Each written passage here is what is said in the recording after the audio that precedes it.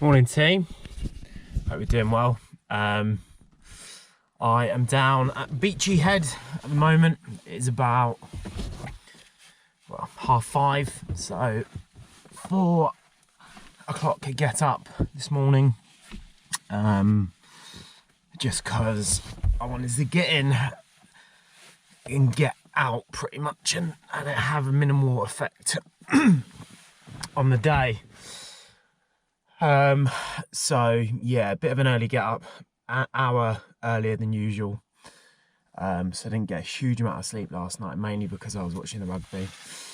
But yeah, down on Beachy Head, very, very quiet as expected. Something I've always noticed when I come down here though is that I'm never the only one out on the trails. There's always either people camping,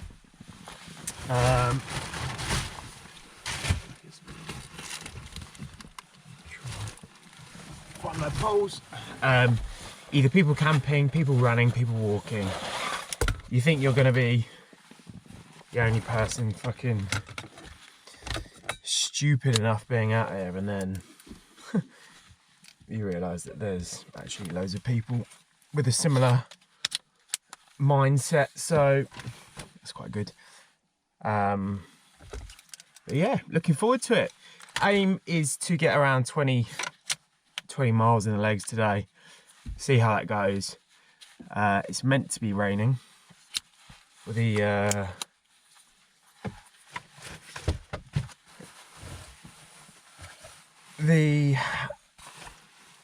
I can't even speak, I'm tired.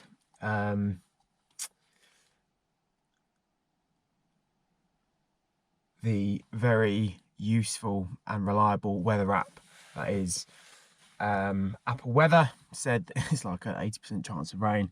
It was absolutely pouring on the way down, so wouldn't be surprised if, yeah, it does rain at some point. So depending on how my legs feel, depending on how wet I get and how miserable I am, will basically dictate how long I spend out here. So yeah, like I said, 20 miles is the plan today. 2 weeks until Pippin Park 10-hour race. The plan on that day is to accumulate 40 miles over the 10 hours. So roughly 4 miles, well, it will be 4 miles an hour. You run that kind of as quick as you can, and then basically spend the remaining time of the hour just getting ready for the next one, having some food, and then you go again. So it's quite good in that sense that it's looped. I don't mind races like that. I've done an 8-hour challenge before, so quite looking forward to that. Main aim of that really is just to get miles in the legs, just to see how that feels before a 60 miler or 100k later in the year. So that's the plan, and then obviously 100 miler after that. But yeah, as you can probably see, pretty dark out there, no lights. There's one other car. I reckon we got about half an hour to 45 minutes before sun comes up or it begins getting light. So I've got the head torch ready. So yeah, let's get into it. So this is the first checkpoint. It's Lighthouse. This is where I'll run back to. Having a head torch is pretty much pointless. I'm 20 minutes in, it's off already. So yeah, a bit of a waste of time, just beginning to start raining. So yeah, just coming out to 2 miles in. This is a place I'll work back to. So it's a 17-mile loop, then 2 miles here, 2 miles back, about 21 miles. So that's the plan. So yeah, still early days, but literally got the place to myself. Just come down there and then onwards. First little bit is the Seven Sisters, which is obviously beauty running. Probably the best bit. So nice to start and end on that. So yeah, this is the Sisters. Obviously gonna be running up that route there, but we've done 2 sisters. There's a 3rd, 4th, 5th behind that. There's then that one there, and there's either one between these 2 or there's one behind that one. But basically we're going all the way through. Looks like a long way, but it's only about 5 miles, I think, 5 or 6 miles. So it's not as far as you think, but good amount of elevation you can get in here.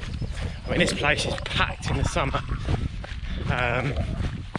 Obviously less so on a miserable day in March, but yeah, good amount of elevation through these. I think on this route about 1 kilometre. The 100 miler is 3.5 kilometres across 100 miles, so across 20 miles is pretty decent. I could probably do the same amount of elevation, I think like a triple loop, which would be grim, so probably not going to do that, but get the job done. So yeah, just coming down into the little town bit. Again, this is normally really busy. Normally would have seen at least one tent set up, especially over the summer. You get a few people who are camping out, well, camping overnight, which isn't legal, but I think as long as you're setting up camp late after the wardens go around and out early before they come around, I don't think it's much of an issue. I don't think people really care as long as you're not leaving your shit everywhere. I do have a bit of a love-hate relationship with these hills. I love them because they're beautiful, because they're nearby. I hate them because this is where I did myself a mischief and rolled my ankle just over a year ago now. So always a little bit, not scared, but just mindful. I don't throw myself into it too much, especially in the early stages where I'm feeling quite fresh. So yeah, it's do feel very grateful. Electric fence, cheers. I do feel very grateful having this so close by.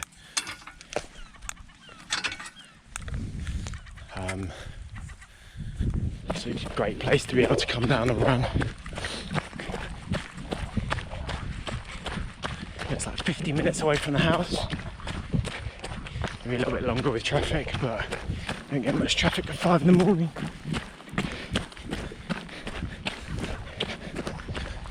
And yeah, I imagine I'll see less than a handful of people this whole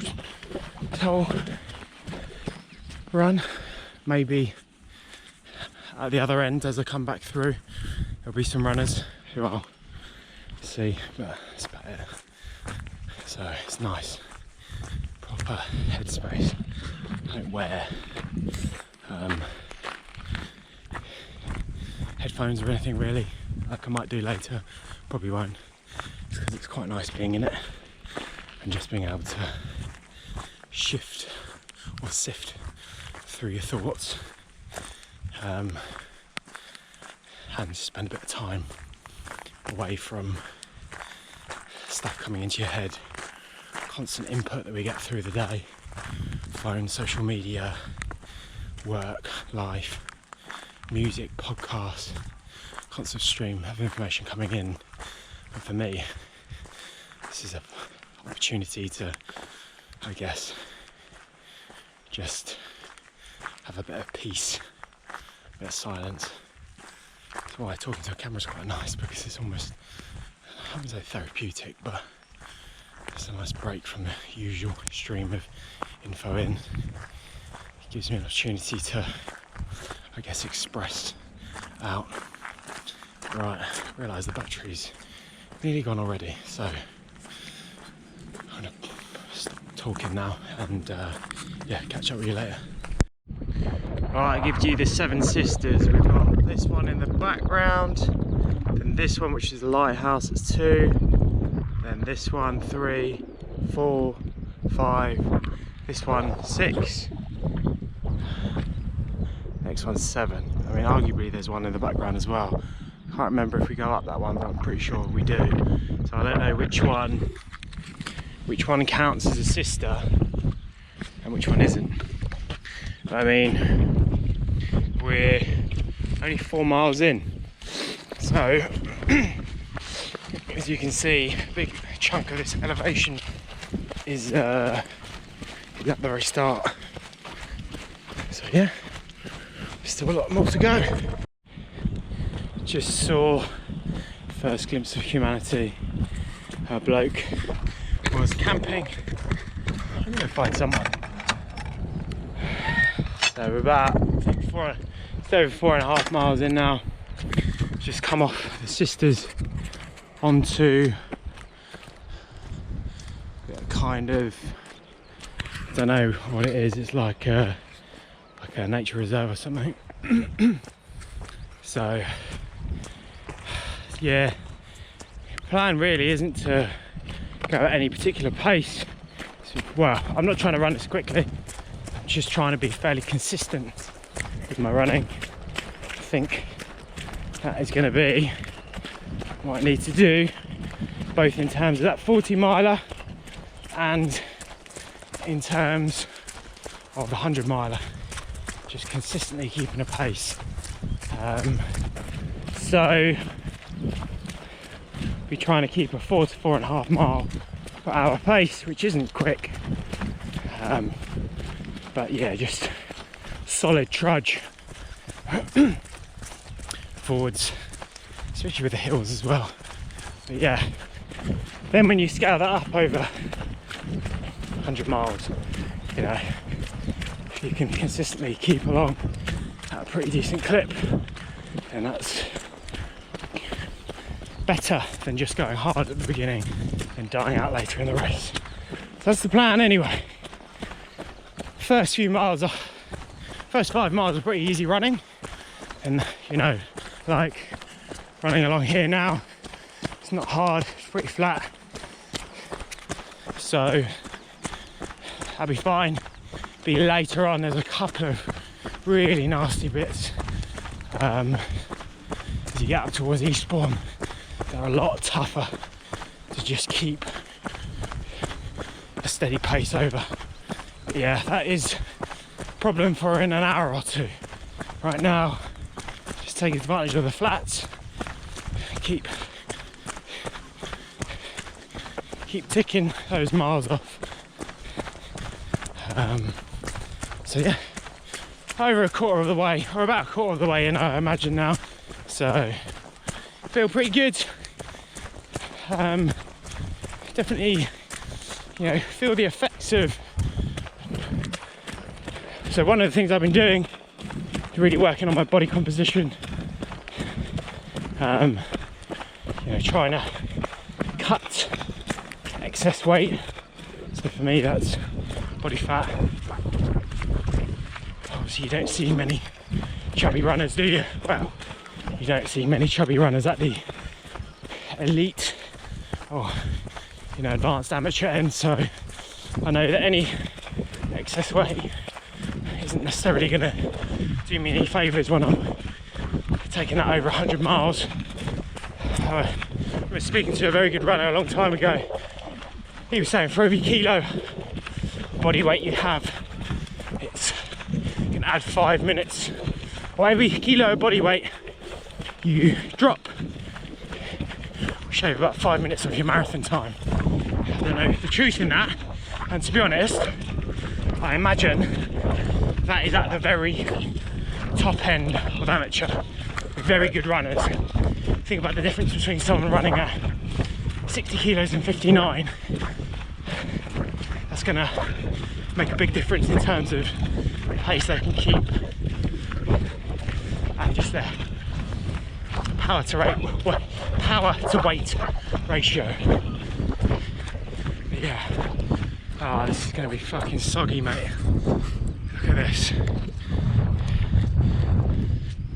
This is wet at the best of times, but I imagine,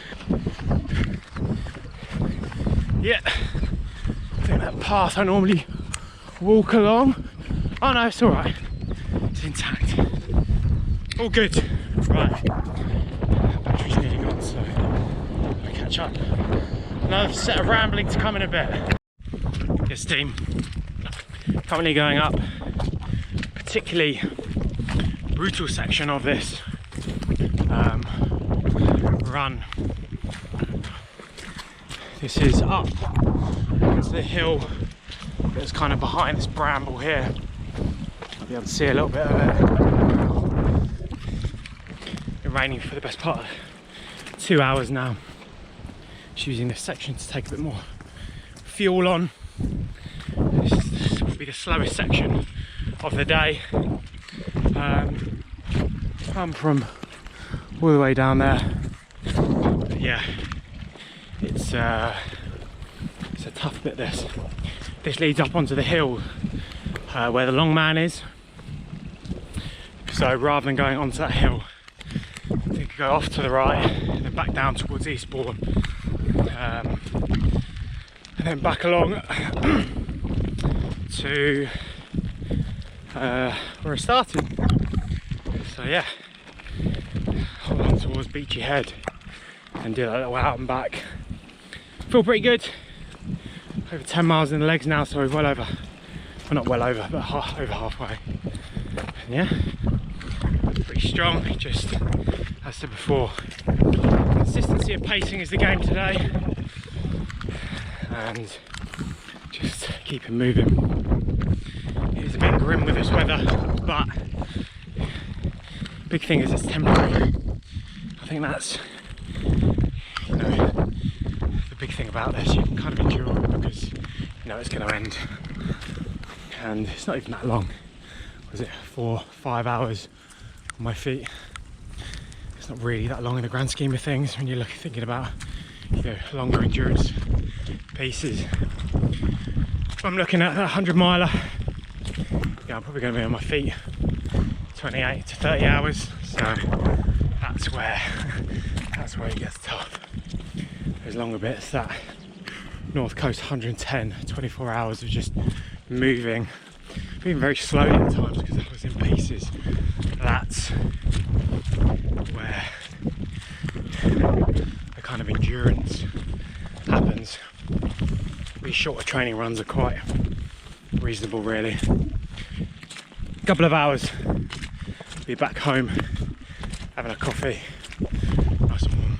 So you can kind of slog out 4, 5, 6 hour run because it's not going to be too much time until you're back, warm, fed, rested. Lovely job. This is so shit. Just miserable at the top. Fucking hell. It's just rain, wind. I'm fucking soaking now. And it is getting cold. Actually running a bit more than I would normally, probably, because I'm getting a bit cold. Never mind. Keep moving. Not too far to go now. Probably another 6 miles, and hopefully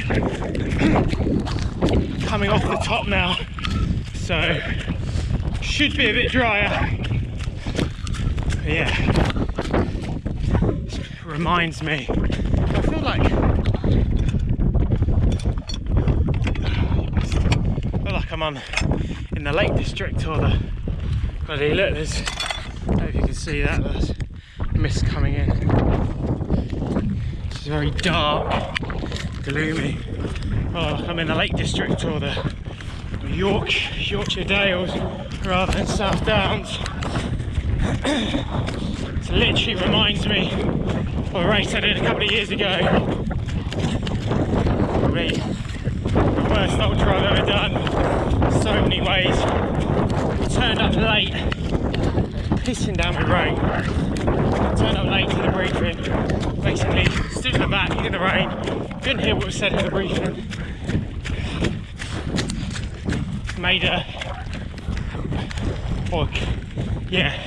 Basically misheard what the route was. So I'm like the figure of 8 loop, and I'm halfway through the second loop and just literally like, I don't know how I'm going to do this, like every fibre of me wanted to give up. And so part of the reason it was so awful because I just wanted to train for it, I just didn't do enough. I think at max I ran like 10 miles, which is stupid considering it was like a 45-mile race, I think, maybe a bit more. No, yeah, about that, a 40-mile race. Anyway, that was 45 miles, I did 40 in the end. Undertrained for it, just, oh man, literally a pain cake, probably from 3 hours, no 4 hours in, did 12 hours, obviously it nearly broke me, but I learned so many lessons from the shittest times. That race was one, then the last race, both times to be honest, under training, right? So part of me now is just make sure going into this 100 miler I'm the fittest, strongest I've been, and not even no stone left unturned, but just at kind of peak so that I can take on this challenge. Also, that was my first experience of like almost surprising myself, like going into that, you complete a marathon, going into that marathon point I was certain I was going to give up, and then you got there and the guy was like, look, you're on the cusp of cut off, do you want to go back out?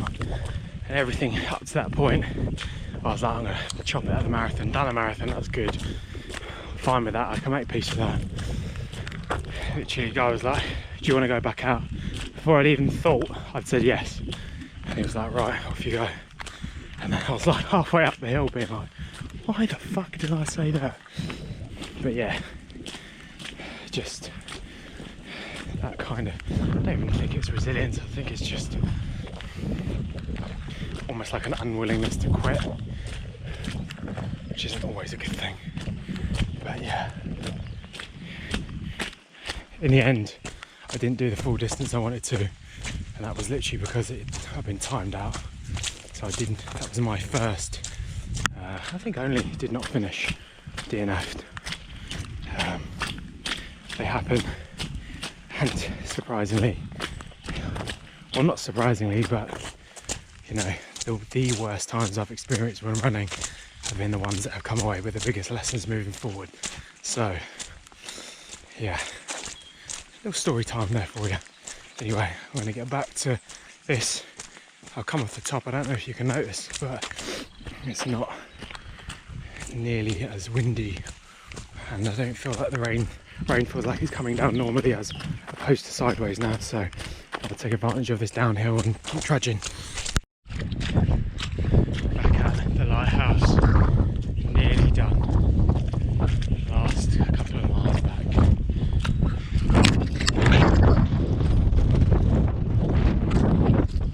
There it is. Last push back to the car now. It's been nice. Pleasantly surprised at how I'm feeling. Pretty decent pace throughout. Happy so far. Just get back to the car. It's been a good day. See, the weather's taking a turn. Looks fucking good now. All in all, pretty happy with how that run's turned out.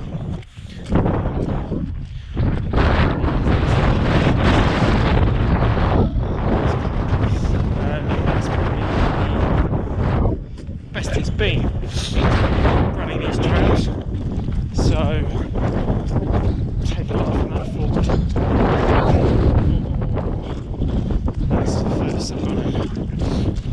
now, so nice to feel that my legs can do it. But